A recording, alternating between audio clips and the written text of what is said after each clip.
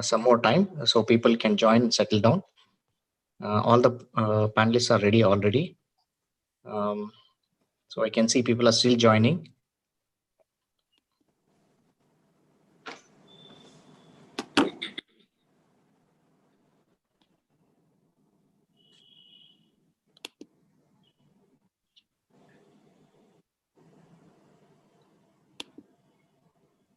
Give 2 more minutes, Dr. Jain sir. Sure. 2 more minutes. Yeah. Dr. Meera, 2 more minutes and we'll start, I think. It's 7:30 sharp now. Yeah, yeah. So, people have started joining in now.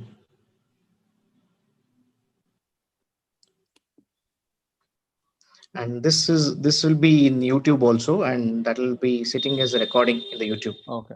So we'll be able to share in the future also. Okay. You can use it in the your websites. Okay.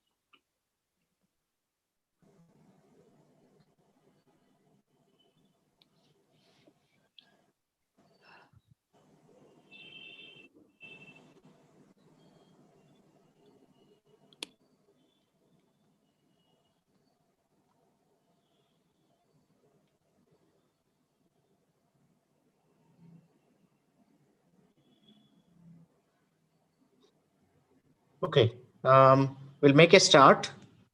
Good evening, everyone. For those of you who don't know me, my name is Vijay Harbishettar, and I'm one of the psychiatrists working in Bangalore. Welcome to this Telearogya webinar series. This particular webinar series, or rather webinar session that we're going to have on Huntington disease is a bit unique in that this is being done in association with Huntington Disease Society of India. Now, I'll just give a bit of a background. When I was in UK, I had several of my patients, but at least 3 of the Huntington's disease patients that I encountered, I had a definite problem with, or the whole team we had problem with. There's one who died of severe burns in the ward, just only 10 meters away from me. He took his last breath, and that was, of course, an accident because he was smoking in the toilet in the ward.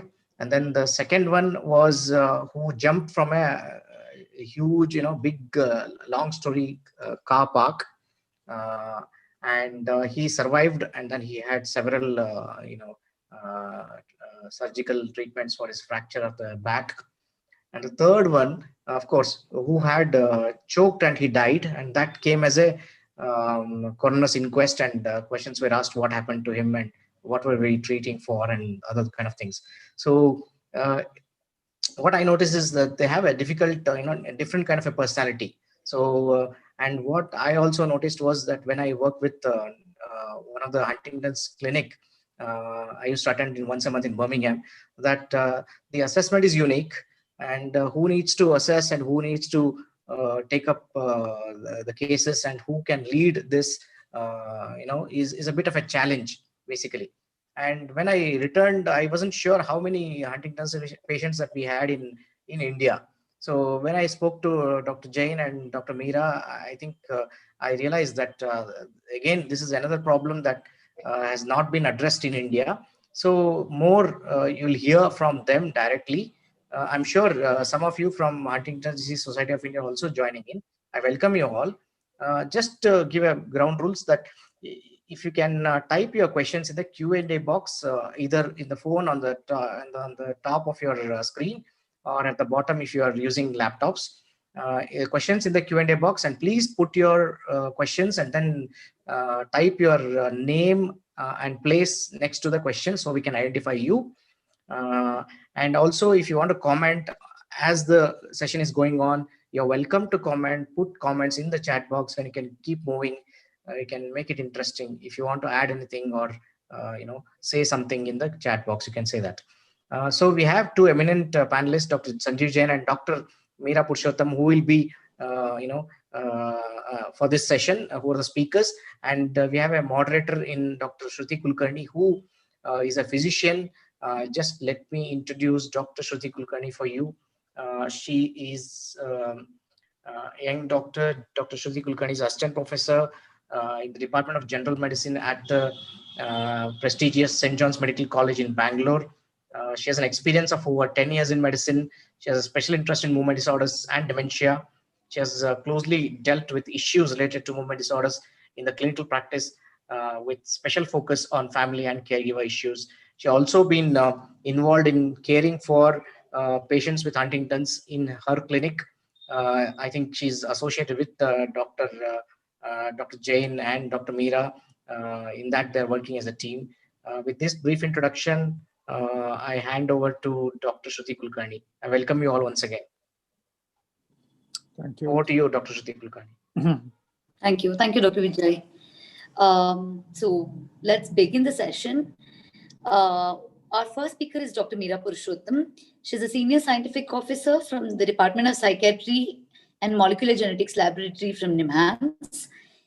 She has completed her PhD at IISc Bangalore on chromatin organization of repetitive DNA sequences, and she moved to NIMHANS to help set up the molecular genetics lab. She works in genetic epidemiology and biological phenomena such as telomere length and mitochondrial copy number maintenance in HD. She initiated the genetic testing facility for the genetic counseling and testing clinic at NIMHANS. She believes that HD families in India can benefit by the activities of the Huntington Disease Society in India. She's a member of that society, and I welcome you, ma'am, for your presentation and talk, and I hand it over to you.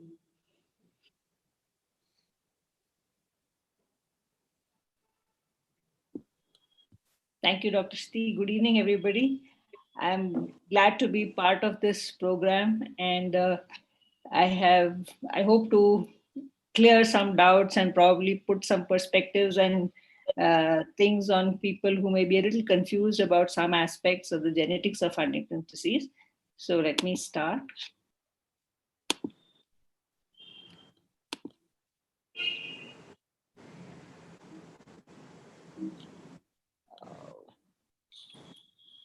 Yeah. So what is Huntington's disease?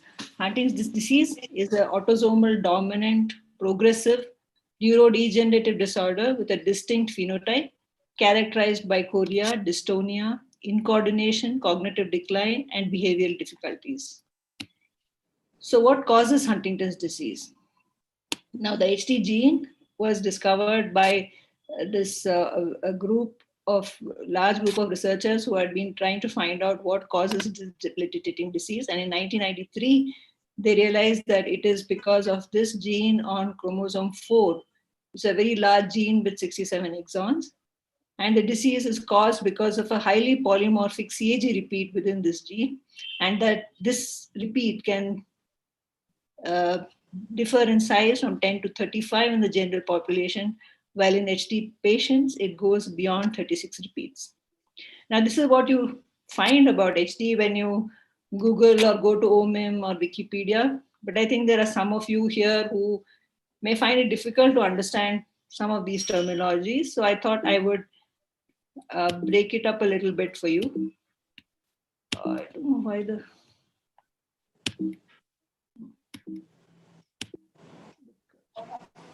Not able to use the horizontal arrow button. It's working fine. Yeah, okay. Yeah, it's working. It's working. Fine.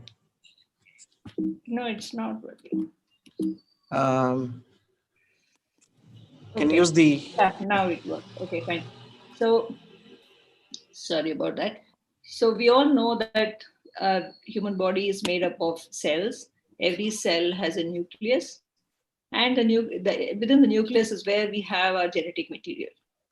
Now, you would have all seen what a karyotype looks like. The karyotype is usually presented like this, where There are a photograph of every chromosome. And as you can see, every chromosome is present in pairs. So these are all the autosomes. We have 22 autosomes and we have 2 sex chromosomes. So the Huntington gene is on chromosome 4 out of these autosomes. And if you were to take one chromosome and start unraveling it, what you would see is that it is made up of a very negatively charged DNA molecule, which is wrapped around a positively charged protein. So you keep unraveling it, and it's actually an extremely long molecule. And now we have methods whereby we can sequence this. So if you were to sequence this, you realize that there are 4 kinds of nucleotides, that is A, G, T, C. And I'm sure you would have encountered these kind of series of alphabets in various instances. And this is nothing but the order of bases that you would find on a chromosome. And along the length of this chromosome is where you also find different genes. Now, if this kind of sequence of bases is part of a gene, that is a sequence that is going to code for your protein. And as we know, all our cells are made of proteins. And so we need to have some code which would convert this series of alphabets into a protein. So what is a protein made up of? A protein is made up of amino acids. And it is this sequence of bases that dictates what is the order of amino acids. So if you see here, there are different combinations of bases that are mentioned. And each amino acid has a particular combination that it is governed by. So I have circulated this red colored one, which is CAG, because all of us who worry about HD worry about the CAG trinucleotide. And the CAG trinucleotide codes for the amino acid glutamine. Glutamine is also referred to as Q in molecular biology jargon. And that is why you also hear the term poly-Q disorder sometimes being mentioned. Now I have put here a word called as mRNA. So this, if it is a DNA sequence, it gets transcribed into an mRNA, which also has a similar sequence of bases. And that is what gets translated into your protein.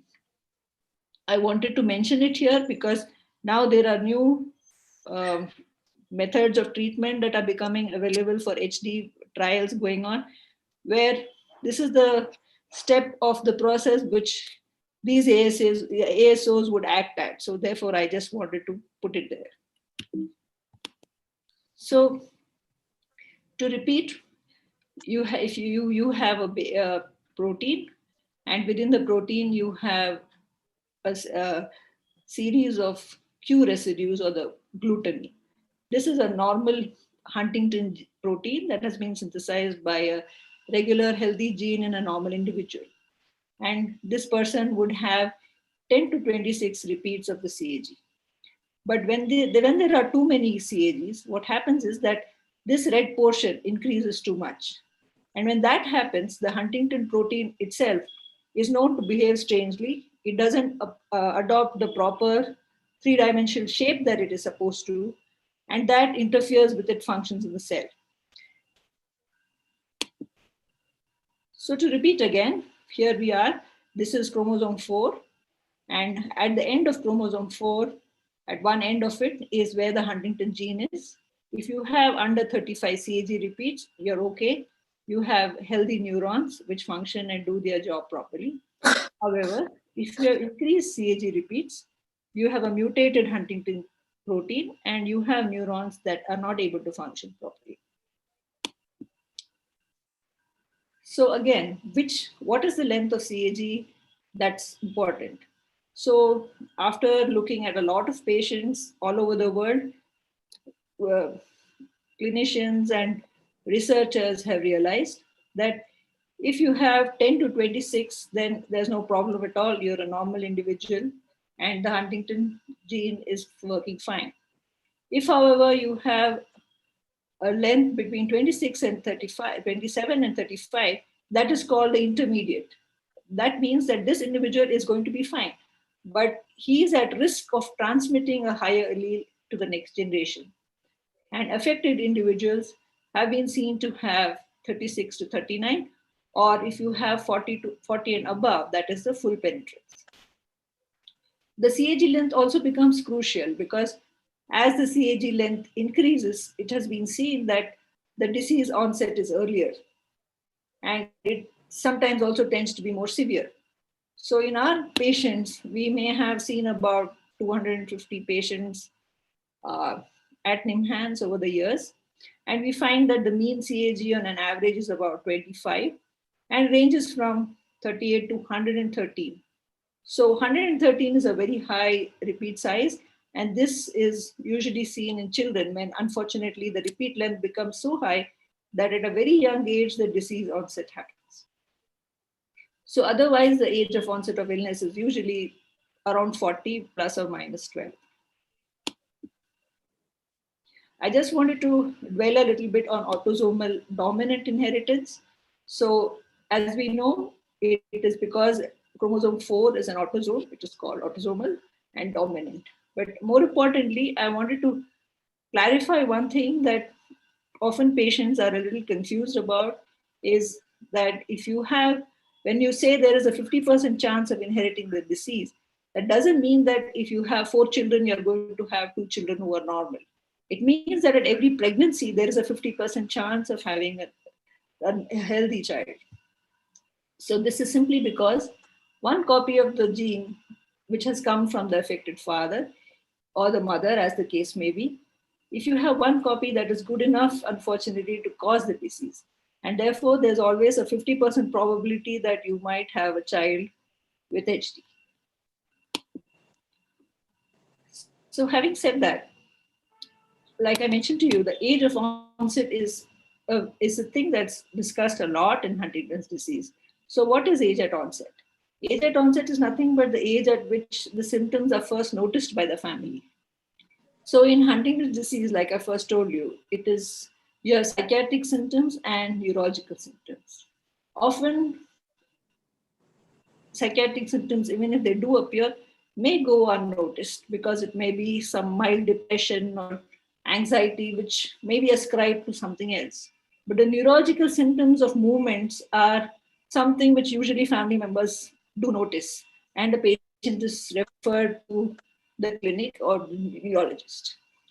So if you just look at this graph, you can see that as CAG length increases, there is a earlier and earlier age of onset. But within this, you can see that if I were to look at, let's say, CAG 40, so everybody who has CAG 40 does not have an age of onset at the same time. That is, there's no defined age at which a person is going to start falling sick. There may be some who start showing symptoms at 30, but on the other side, you also have somebody who is fine till 65. So what decides when the disease is actually going to start?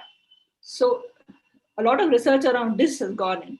And it is now clear that there are probably other genes within your genome that may protect you or may put you at further risk to have a more severe disease. And therefore, there's a lot of research that is going on to see whether these genes can be targets for drugs so that we can help these patients. And there's also been a lot of research around diet and exercise and what all the person can do to probably be healthy within that. So it's very wrong to directly assume that, because not everybody falls on this straight line. As you can see, there are a lot of people above and below. So there is a range of ages on which you may actually start showing the symptoms of the illness. So the next thing I wanted to briefly discuss is a standard or a textbook pedigree of Huntington's disease. Now, polyQ disorders, unfortunately, are not like other genetic diseases where you just inherit the mutation and the same as was the previous generation is what is experienced by the offspring. Here in every generation, there is a chance that the repeat size can increase. And there is a phenomena that is called as anticipation. So the numbers mentioned here are the age at onset. So the grandparent may have actually started showing symptoms at 55. So as you may have realized, the squares here are the males or the father and the son, and the circles here represent the women. So you can see that the father started his first symptoms at 55, whereas the son started much earlier at 48. And his daughter, in fact, started showing symptoms at 40 and 40. So this usually happens because with every generation, there is a jump in the when DNA replication happens, and the CAG repeat number increases by a few bases. And in addition to this, probably in real life, in a family members are more observant. And when the same symptoms come up again in the next generation, an observant wife or mother would definitely notice and it gets picked up earlier. So that's another thing. So I've just plotted here 8 of the families who had come. You can see here Gen 1 and Gen 2. That is, the generation 1 is the parental generation, and Gen 2 is the offspring generation. So, and the y-axis shows the upper allele size. So you can see here that in this particular parent offspring and this particular parent offspring, there is no difference almost between the parent generation and the offspring generation. Whereas in this instance, you can see that there is such a big jump. The father had a repeat size of about 42, but the son has got almost 130. So it has been observed that usually when there is a transmission from the father's side, there is a higher jump in the offspring. And this is, like I mentioned to you, because during DNA replication, the nature of these nucleotides are such that there is a tendency for this kind of slippage to happen, and extra bases wrongly get added, because of which in the offspring you have a larger CAG stretch. So I finally wanted to mention one more thing. So normally when a patient presents with chorea, one always looks for family history and starts looking to see whether any parent is affected. But these are instances which when some kind sort of put you on the wrong lead. So I just wanted to give you a heads up on this. For example, due to anticipation and a lower CAG allele, the symptoms may not yet be seen in the parent with the reduced penetrance allele. So in the parental generation, let's say somebody has got 40 repeats and the father is still fine, but he has transmitted the HD allele to an offspring where there is an expansion, and that child may start showing symptoms much earlier, even before the father starts showing symptoms. And because of that, you would think that, oh, there is no family history actually. That is one instance. Sometimes, unfortunately, a parent may have passed away for some other reason, maybe a heart attack or an accident or something, and you would have one parent who is quite fine, and you'd be confused that, oh, there is no family history actually in this pedigree. Then the other thing that we also found is that in juvenile cases, the juvenile presentation of Huntington disease is so far removed from what we see in adult onset that if you've not seen a case before, you would never pick that up as HD, because there's the classical movement and chorea is not there at all. So it's very important to take the full picture and take family history, pedigree data very carefully. And after all this, there is a percent of sporadic cases too that are encountered. So it doesn't mean that you should always have an affected parent. Because like I mentioned to you, if you have an intermediate allele, there is a possibility that in the next generation, there has been an increase. So after all this, there is this burning question that one encounters in HD, that when is the right time that you would tell your children that they might be at risk? And that is something that has been debated and debated. There is no right or wrong answer, but there's definitely something that requires to be discussed, because young people should be allowed to make their life decisions with full knowledge of what they have, probably, or at least the risk that they have. Whether they want to get tested is a completely different thing, but they should be at least aware that that there is a possibility of this happening. The data that I've presented today has been possible because of all the participation of all these people. So we have a genetic testing and counseling clinic at the Department of Psychiatry that we run on Saturdays.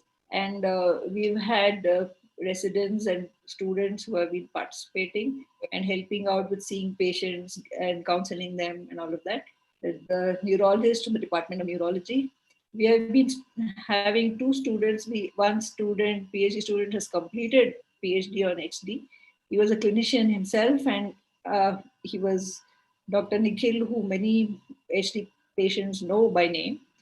And we have another ongoing PhD on HD by by Soumya. And I also want to take this opportunity to let you know about the Huntington Disease Society India. So this was started a couple of years ago by clinicians and families of Huntington disease. So we have a website now, though it is still in its infancy, but do go there and see what you want to learn about HD. We have a helpline number. So importantly, I want to say that like Dr. Harbishettar mentioned, there is Huntington's disease. Initially, we thought in India it is not that common, but we see more and more patients. And in order for these patients to have a common voice, it's very important that we get an accurate estimate of how many Huntington disease patients there really are in India. Right now, we really have no clue about this number. We have got informal forums of WhatsApp groups and what have you, where every day there is every week there is a new person who says my father-in-law has HD or my spouse has HD. So there are really a lot of patients. So it's very important that we set up a registry in India so that in the long run, as more and more drugs and treatment modalities become available, it should be possible to conduct a drug trial in India as and when it becomes available. And that will only be possible if we have some kind of a regularized registry available so that anybody who wants to do a trial at least knows who are the people available and what are the kind of people available and patients whom can be contacted. So that's a very important initiative which I hope will happen. Thank you. Thank you, ma'am. That was a very informative talk. Somebody has raised their hand, Dr. M.M. Bojak. So, should we take answers at the end? Then we can do that in the discussion, or should we do it now? Sure, sir. Sure. I wasn't sure if it was directed to Dr. Meera. That's why I. Okay. All right. Okay. So we'll take I don't know. I haven't seen them. But Vijay, what do you? Is there any particular part of India or community having more cases of HD? I think Dr. Jain will address that as part of his talk too. We have cases from all over India, so it's better we take questions in the end. Dr. Shruthi, you can Sure. direct. You can make it interactive in the end. Yeah, please. Sure. All right. Then we'll move on. Our next speaker is Professor Sanjeev Jain. A very warm and an enterprising doctor, apart from a fantastic human being. I've known him closely for quite a few years now. I mean, I'm sure everybody knows about him, doesn't need introduction, but he is a senior professor of psychiatry, in the Department of Psychiatry and Molecular Genetics lab, NIMHANS again. He's also the chairperson of Huntington's Disease Society India. To tell about Dr. Jain, he's been working on HD Huntington's disease for almost more than 3 decades, ranging from seeing clinical patients to genetic studies in the 1990s. And he's provided all sorts of services to HD patients and families over the last 20 years. He's been involved in establishing the HDSI, which is as Dr. Meera mentioned, a patient and a family-led initiative to increase public engagement with both services and research into the HD. Sir, a warm welcome and over to you, sir.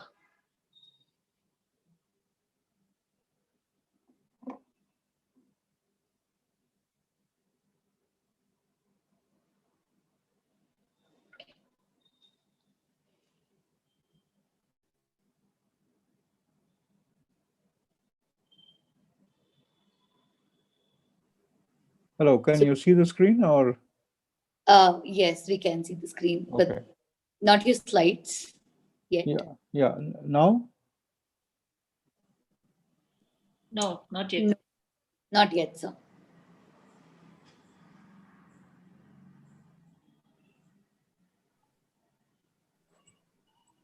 Is that there now? Yeah, yeah. Yes. I mean, Yes. Yeah. Full mode in your Yeah.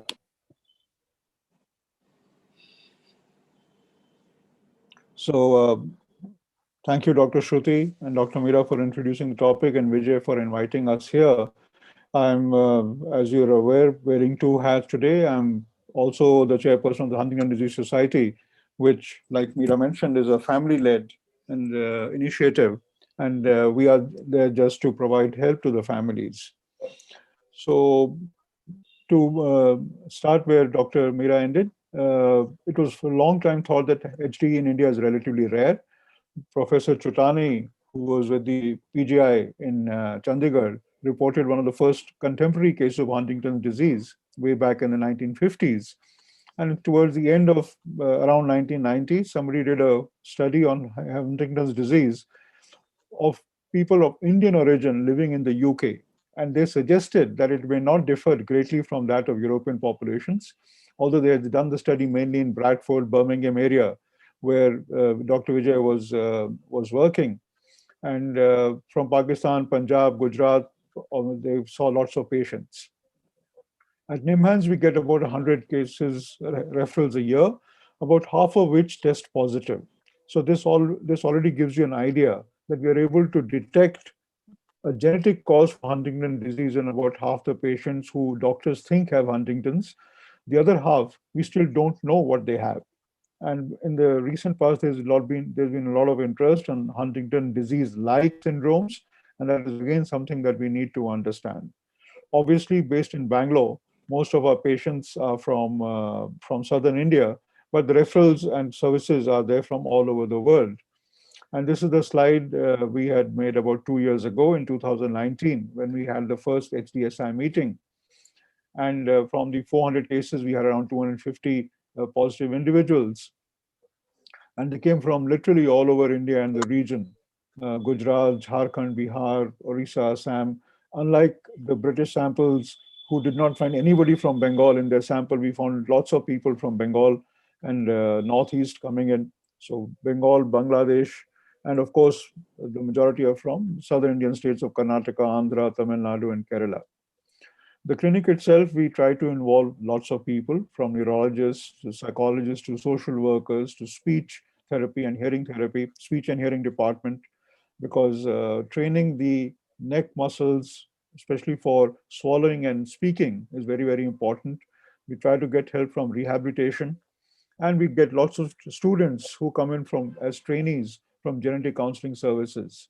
Of course, we have all the lab supports from various people all over the country. And we try to initiate an informal on-call follow-ups.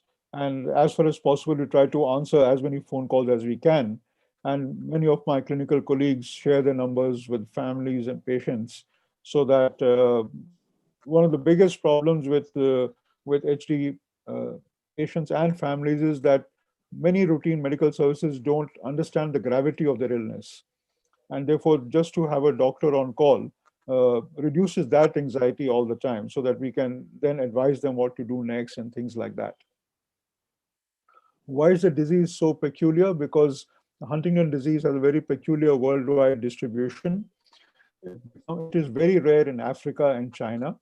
It is almost 50 times more common in Europe than compared to Africa and China and Japan.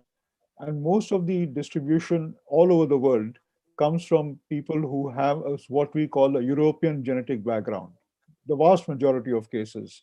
And wherever the Europeans have gone, whether it's North America, South America, Australia, South Africa, and from Europe all the way to India, either from the past, long time ago, over the last 2000 years, and more recently in southern India when they've come in through Madras and Bangalore and Bombay, etc. This occurs because the Huntington disease in other primates and in the ancient human beings, Neanderthals, was very low. Well, the repeat number was quite low. And after we moved out of Africa, the Huntington disease mutation is supposed to have occurred sometime there, divided itself to the European and the Chinese pool, and therefore it differs markedly in the way it behaves in European populations and non-European populations. What the implications of this are on the disease biology, we need to understand. This is a kind of a complex slide. And since Vijay has already explained to you what the polyglutamine repeat does, it changes protein structure. And that changes various aspects of the nucleus, of the cell body, and the connections of the brain. Now, because the protein itself is very large, when it's broken down, number one, it may disrupt the normal functioning of the brain. And as you know, the body keeps on recycling its proteins. And as these proteins get broken down, the polyglutamine length is very difficult to break. And the cell spends a lot of energy trying to break down this protein. And sometimes it's not able to leave the cell. So you get something called protein aggregates inside the cell. Inside the cell, you get clumps of Huntington protein. And removing that and cleaning it up takes up a lot of energy. All of us who realize how difficult it is to clean up a messy room and how difficult it is to maintain order inside a room will understand this. So a messy room versus an ordered room are two very different things. And sometimes the mess becomes so much that the cell itself stops functioning. So getting all this organized in the cell becomes a very imperative thing. The treatments that we know that we use at this point of time are purely symptomatic. We try to maintain a critical balance between various neurotransmitters in the brain, which control movement and mood and things like that. The most common drug used is tetrabenazine, Revocon, as many of you will know from the industry, from the commercial name. This basically reduces the level of something like dopamine in the brain, and that reduces movements to a considerable extent. Tetrabenazine is now available in another more advanced form called R-tetrabenazine, which is slightly more specific, and but it basically is the same drug. It does have a side effect of being prone to depression. Patients become prone to depression, but that is something that we need to keep a watch on. The excessive movements can also be controlled by usual blocking agents like risperidone, aripiprazole, and things like that. And occurrence of depression can be controlled with antidepressants. We sometimes use anti-dementia drugs in the early stages when we feel cognitive decline is happening. So these are the typical drugs, classical drugs, which are used for the symptomatic treatment of Huntington disease. These do not in any way stop the disease progression. They are purely symptomatic and they control symptoms as they emerge at various times.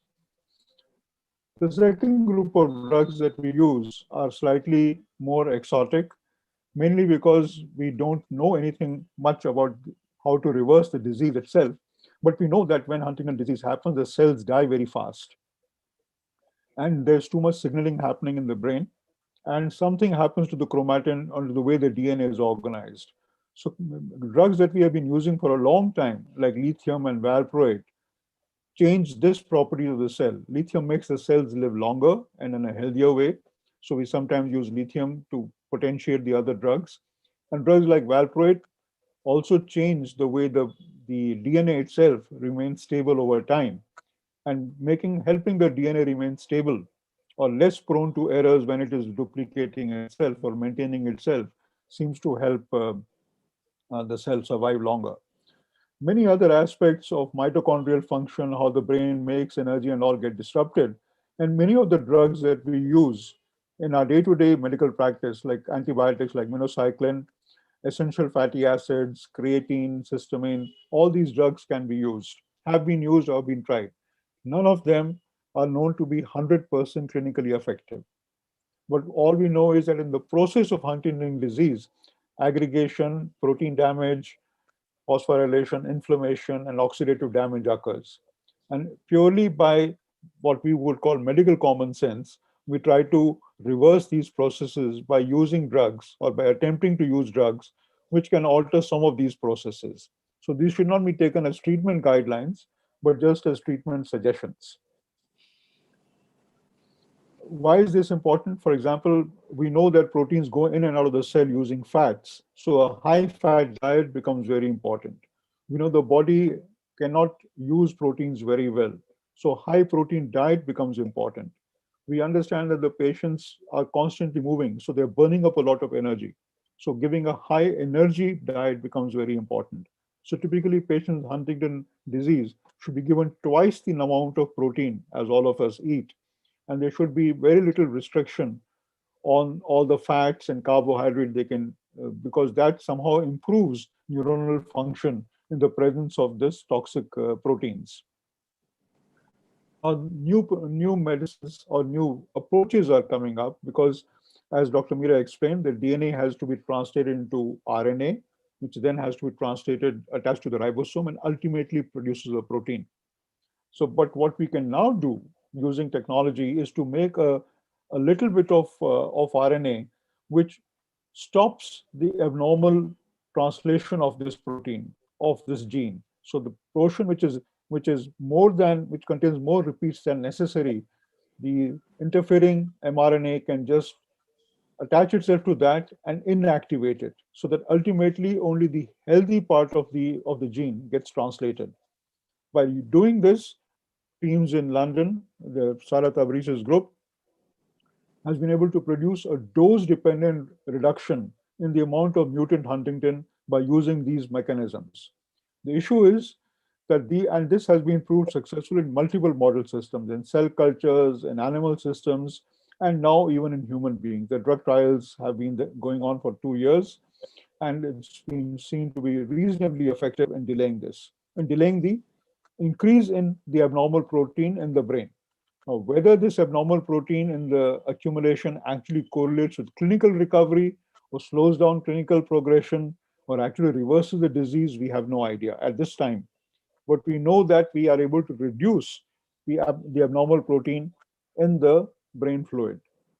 But this is an intriguing method of approaching the drug, because you are now interfering directly with the abnormal gene in the brain. And if this is proven true, then it will change the way we handle many genetic disorders of the brain, or even of other diseases like cancer, because you're going to be able to change exactly what the mutation is if this works out. So these are very exciting technologies, but we still need to understand how they work and what is the clinical implication. Because you must remember that the disease occurs 40 years after birth. So the first 40 years, the abnormal protein has not caused any problem. So if you start giving the treatment soon after birth, what else you can interfere with and what other problems may occur, we still need to understand all that.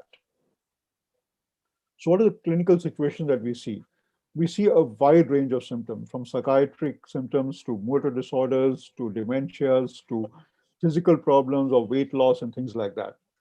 There are ranges of responses and resilience. We've had people who were driving till 2 years before they died at the age of 78, having had Huntington disease for the preceding 30 to 40 years. And they lived a full life, did their jobs, were driving, playing Scrabble, playing cards, completely active till a few years before they passed away. On the other hand, like Meera mentioned, sometimes we get these unfortunate circumstances. The child gets it and they die within a few years. So there's a range of responses and resilience. We've had families who changed their entire diet pattern because to provide high protein diet, they've started cooking foods which they would not otherwise have cooked, mainly to provide high protein diet to their families.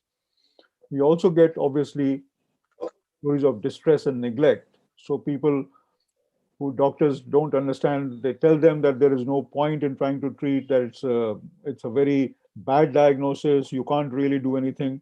And then they get very pessimistic about the outcome. So we need to understand that whatever it is, we need to improve the clinical response to Huntington disease. That is reflected by the fact that less than 2/3 of the people we diagnose remain on follow-up, who make at least 2 visits a year. About a 1/3 don't come back to us at all.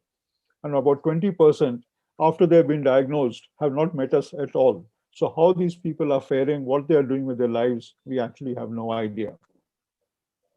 When we rang up a large number of people, we found that a significant proportion had died within 8 years of onset of illness. And this is much shorter. Mean survival in Europe is more than 20 years after clinical diagnosis. So the medical system steps in, whatever complications, whatever issues they are able to keep people alive and active for twice or more than twice as long as we are able to achieve in India. So this is obviously a area that needs a lot of attention, that we have to improve the quality of life and the quantity of life after the diagnosis is made. And of course, we have depression, psychological issues, and things like that. Now, we published Dr. Nikhil, whom Dr. Meera referred to, who worked for us for 5 years and who was instrumental in talking to the families and assessing all these, along with Dr. Nitish Kamble and other colleagues in the neurology department who evaluate most of these patients very intensively with all the movement disorder scales and dementia and things like that. Now, you'll understand that 84% or large majority were walking without support. So they were fairly early in onset. Only a few were bedridden of the patients we saw. Almost more than half had never fallen down at all, but some had frequent falls. And you can see that psychiatric symptoms, depressive symptoms in almost half, delusions and hallucinatory behavior in almost 50%, obsessive compulsive symptoms in quite a few, and suicidal tendencies were quite common. When we went through these 80 or 90 families in detail, we found that almost 20%, that is this family history of suicide, 9 had relatives who had already committed suicide, and 14 had attempted suicide out of 90 people. So the stigma or the disability caused by this movement disorder and the gradual but very perceptible decline in quality of life often makes people feel very, very sad. So this is something that we do need to worry about, and we keep trying to counsel families how to manage this. Of course, there's also a fact of other medical disorders, diabetes, hypothyroidism. Just because you have Huntington disease doesn't mean that you can't get other diseases. So there's uncontrolled diabetes and hypothyroidism also adds a whole problem. So all these things, reduced appetite with weight loss, ongoing weight loss in almost half. So these are the things that we don't need fancy genetic technologies to do. These are things we should be able to address at the bedside. How to restrict the weight loss, how to make sure that they are able to eat good food. If they're not able to chew, can we give them food supplements? So these are the routine bedside things that we must learn to do. So what is that we keep encouraging families? Keep patients physically and mentally engaged as much as possible in the activity of the life. I've had patients who were otherwise absolutely uncommunicative, but who love playing with their grandchildren. And they look forward to the grandchildren coming and playing with them. So just because you have HD doesn't mean that you cannot be mentally engaged. Even though they would not recognize, when the children get married, they look forward to their daughter or son-in-law coming and sitting with them. So all the little joys of life are still to be enjoyed. Difficulty in swallowing is a particular problem because this gives rise to a risk of pneumonia. Clumsiness is a problem because they keep bumping into corners, bruising themselves, hurting themselves, rubbing themselves on the back of the sofa or the bed. They get bed sores or injuries on the back. Weight loss, because of the difficulty in swallowing, they tend to eat very slowly or very particular kinds of food, and then they lose out on protein. So make sure that that doesn't happen. Memory issues may occur very slowly or very suddenly. So these memory issues need to be compensated for. Meera has already talked about the differences in the progression of disease. Some people may have it very fast. Some people are able to pull on for a very long time. And injuries and infections because of all of the above. And lastly, and most importantly, family and social issues. One of the most common things is because it's a rare disease, people think that we are uniquely cursed or afflicted by this. So and stigma is very high because people are not usually understanding of this. We've had patients complain that they get picked up by the police for being drunk or having people think that they are just being drunk. They are drunk all the time when they actually just have a movement disorder. So all kinds of peculiar problems come up with these issues. So all that we try to do is to give a commonsensical approach to these bedside problems in the here and now, with a combination of simple drugs that we already use, some amount of counseling, refer to rehab specialists, refer to our speech and hearing specialists, advise on the diet, and provide a service that is available round the clock. And hopefully that helps everybody get along with this disease in a much more confident manner. Thank you very much for your attention. That's all I have to say for today. So, sorry, this headphones keep falling off. So, Thank you, sir. Thank you for that engaging talk. I'll just stop sharing the screen, then we can. Sure. Thank you for that engaging talk, sir. I'll just read out a couple of Q&As written here. Is there any particular part of India or community which is having more cases of HD? I mean, from what, yes, sir, put up on the slide, it looks like it's from all over the states. I would agree. It's we have seen patients from every corner of every possible corner of India and the region. We've had patients come in from Iran, from Maldives, from Bangladesh, from the Northeast. So patients really come in from all over.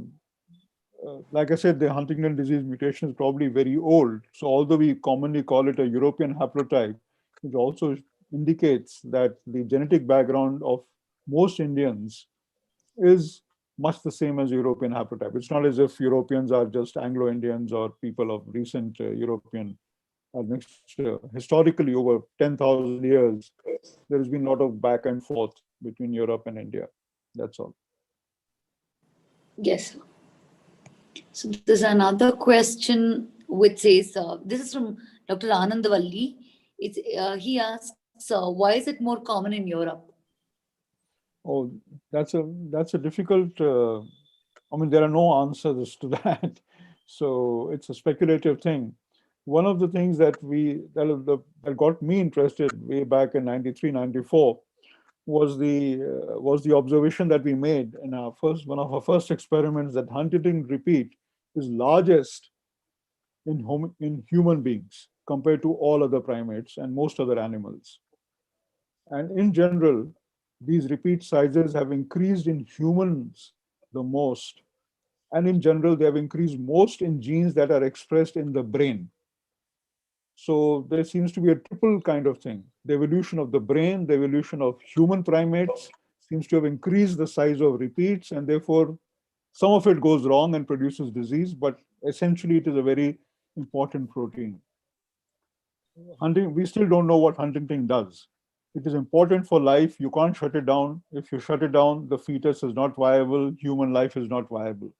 So it's a very, very important critical protein for us. How it does, what it does, we have no idea.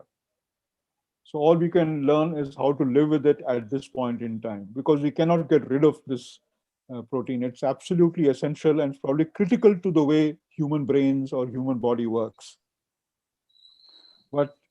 But there seems to be some link that as people have gone further away from the equator, the general repeat numbers have increased. A recent paper from Sweden points out that up to 5% or 5 to 7% of the population actually has intermediate alleles of the normal population in Sweden. This is from the blood banks. So out of the 40, 50,000 people they have tested, 5% turn out to have intermediate alleles, which means 2 or 3 generations further, there'll be new cases of Huntington's emerging in that population. Right. We have not done that kind of study in India, where everybody who gives blood to a blood bank is tested for intermediate alleles. So we don't know whether we are different, but we know Sweden is 5%. Because they've done the work. That's all. Right. So, thank you. Probably it's just a diagnostic issue why it is common in Europe, because we don't test as much. They test a huge lot more. True.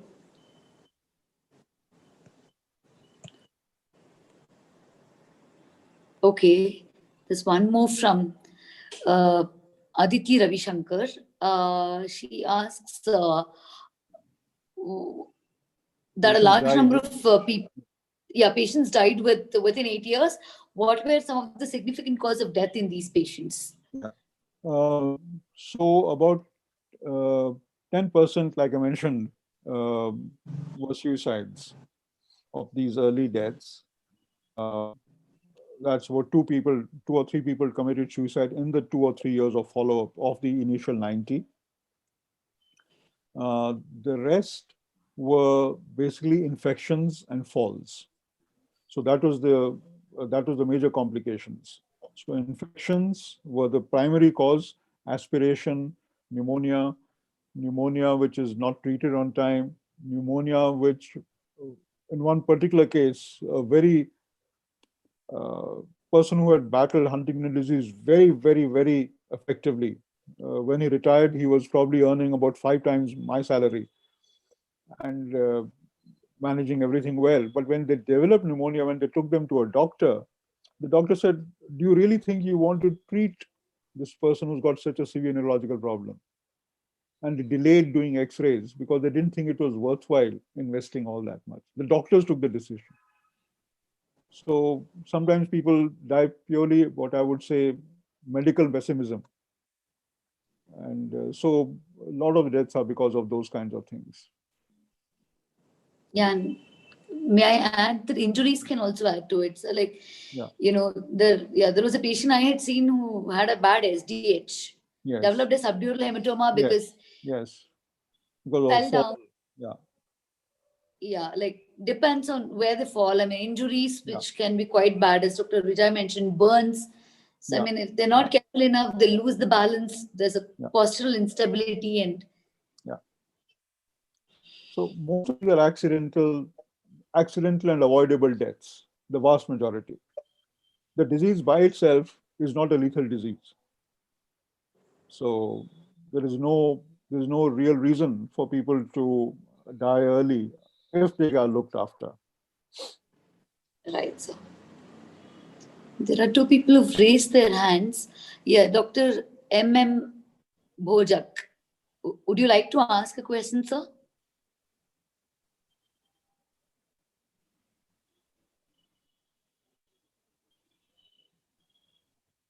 Dr. Bhojak?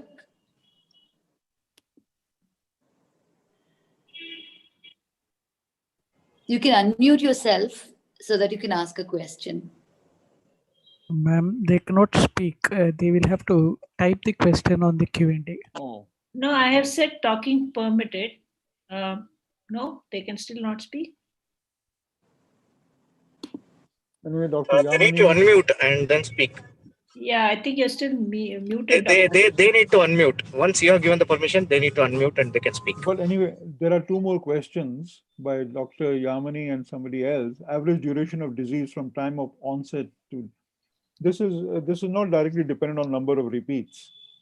So the duration of disease progression, in a very broad way, like juvenile onset and adult onset may be slightly different, but typically in the usual range that we see, 40 to 50 repeats, which typically come to clinical service in their mid-40s. There's no direct relationship between mortality and the CAG repeats. It depends entirely on the quality of medical care. And psychiatric symptom severity associated with number of CAG repeats, we don't seem to find that in most places in the world, and definitely not at NIMHANS. But this is something that does need more attention, more detailed looking into, because we now know from the neurological evaluations that there's significant basal ganglia atrophy in CAG repeats. But it's not uniform. And some patients get more basal ganglia atrophy than others. We don't know what correlates with that. And the way the basal ganglia is affected may increase the risk of symptoms like OCD or delusions in a different way. So we still need to understand in more detail how CAG repeats and particular parts of the brain where the Huntington gene is being expressed can influence the risk of disease. So that's still a work, that's still something that is being attempted all over the world. And when should we doubt presentation with abnormal movement can be HT, is the question by Siddhi. That's a very, very important question. Life is full of surprises, and sometimes sometimes clinicians just refer somebody for HD because the movements look just like what they would expect in HD, although there's no family history. So there is no real firm index of suspicion based on clinical symptoms alone. So if there is a combination of movement disorders and psychiatric symptoms, we've had the opposite experience also. Somebody who started with a psychiatric illness and only when they developed abnormal movements 20 years later were first treated as side effect of drugs for another 5 years before somebody felt that no, actually it doesn't look just like a movement disorder caused by psychiatric disorders. Let's get it tested. So there is no clear answer to this. So if there is even a shade of doubt that somehow the whole picture is not fitting into your understanding of either the psychiatric illness or the movement disorder, ask for a test. The test takes 2-3 weeks, but you must understand before ordering the test that you have to counsel families about what would they deal with the information if it did turn out positive. So that aspect should be kept in mind. True. I mean, it is difficult in case the initial manifestation is just anxiety or OCD or depression, because this could happen to anyone. Yeah. So it's like a few other diseases in medicine wherein we're waiting for the full range of spectrum to manifest itself, that you keep them on follow-up and see what happens to them. Yeah. I think that's the correct medical opinion. Yes. Thank you for clarifying that. No, sorry. Just added in. Yes. Yeah. So because you must remember that the full textbook of medicine appears only over time. We see patients with cross-section. True.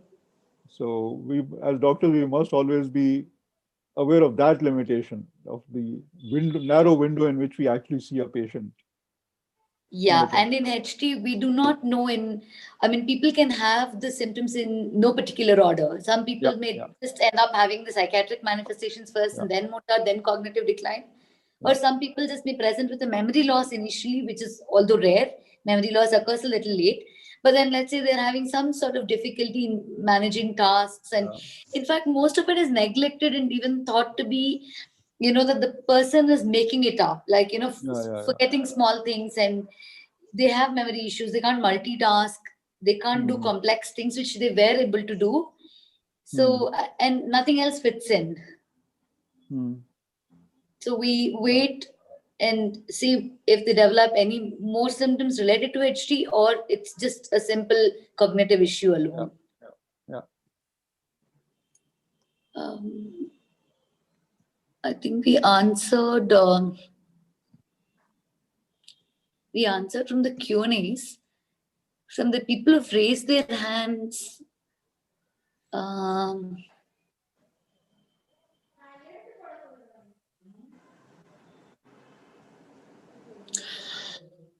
Srinivasan Ganesh Kumar, one of the persons who've raised their hands. So could you please unmute yourself and ask your question? Srinivasan Ganesh Kumar.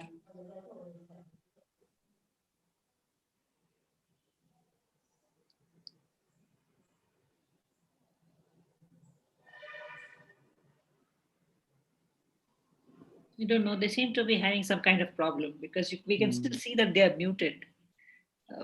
Though it says talking. I don't know whether it's a technical glitch or what there. I think mistakenly they would have pressed the raise hand button, probably. Okay. Yeah, that's possible too. Yeah.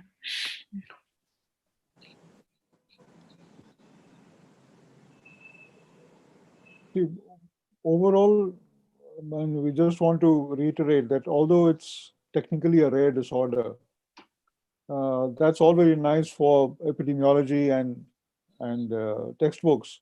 But to the patient or the family which has the disease, it's a universal disorder because it affects every aspect of their day-to-day life. So what the individual's perspective is and what the numbers perspective are two different things. And as doctors, we must be concerned about the quality of every individual's life as much as the comprehensiveness of services to everybody. Dr. Srinivasan is back. So do you have a question? Dr. Srinivasan? Yeah. Shall I ask, sir? Please, please. Sir, is there any correlation between progressive supranuclear palsy and Huntington's disease? Because this is a hypoactive and that is a hyperactive disorder. This one comes under movement disorder and high genetic overload is there. So just I'm curious. That's the reason I'm posing this question. Right. Now, I may not be the correct person to answer this. I'm a psychiatrist and not a neurologist in that sense. But what we observe is that there's a whole range of medullary signs in some patients with Huntington disease. For example, our neurology colleagues have studied the using optokinetic movements and eye movement artifacts in patients who have very early Huntington disease. And some of these things do come up. As far as the actual biology is concerned, now, typically supranuclear palsy, ALS, and all MND syndromes start up with progressive upper motor neuron diseases, as are classically known. But Huntington disease typically does not manifest those kinds of symptoms. But in the actual, bedside examination, sometimes at phases of the illness, supranuclear palsy or Huntington disease symptoms, especially if the Huntington has a mainly akinetic or a hypo kind of presentation. Not all patients develop chorea. Some people also develop stupor. Some people also develop rigidity. So sometimes we ourselves have seen at least 3 or 4 patients who were initially diagnosed as some form of supranuclear palsy or a MND kind of syndrome, and then turned out to have akinetic forms in Huntington disease. So there is a wide range of of symptom presentation. But like I said, this is in collaboration with the neurologists, and I will not be able to give you much more detail about the precise nature of supranuclear palsy and Huntington disease. Thank you, sir. Okay.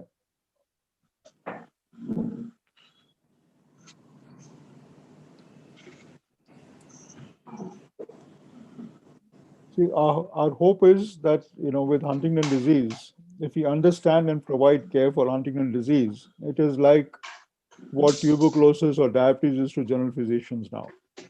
If you can treat tuberculosis effectively in all its manifestations, you're a good doctor. You can treat TB, meningitis, lungs, gut, skin, medicine. Because Huntington disease is that way a straightforward genetic disorder with multiple manifestations, if you can understand and treat every aspect of Huntington disease, then you're a good neuropsychiatrist in the future. Because these are the kinds of issues that come up. How will you treat every single component or every single kind of manifestation of Huntington disease is the challenge. One gene causes this huge range of symptoms and huge range of outcomes. One size does not fit all, but one doctor has to provide care for all of it. So how do you reconciling all these things with all our science and all our bedside manners and skill remains.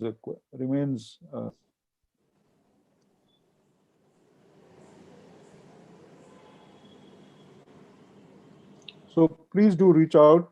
All of you are interested in providing care for Huntington disease. We are looking for doctor collaborators in different parts of the city, of the region, of the country, because patients, like I said, come to us from all over.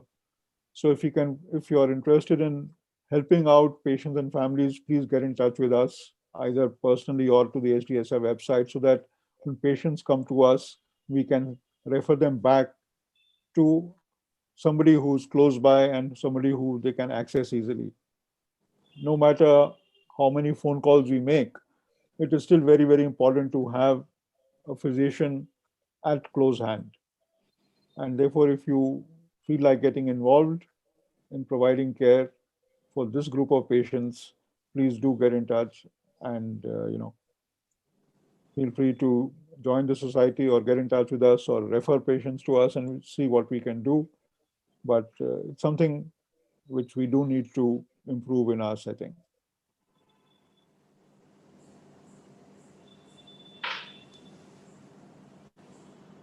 Any other questions?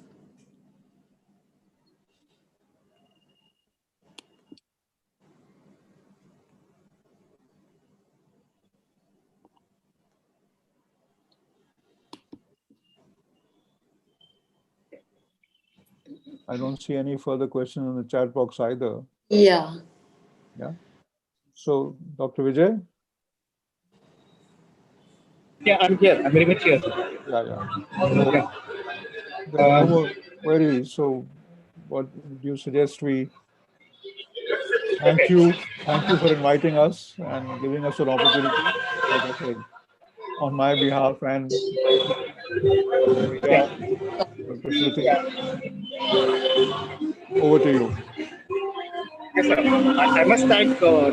Sanjeev Jain for agreeing to do this program, because I thought it was important for this particular topic to be discussed openly in regular forums.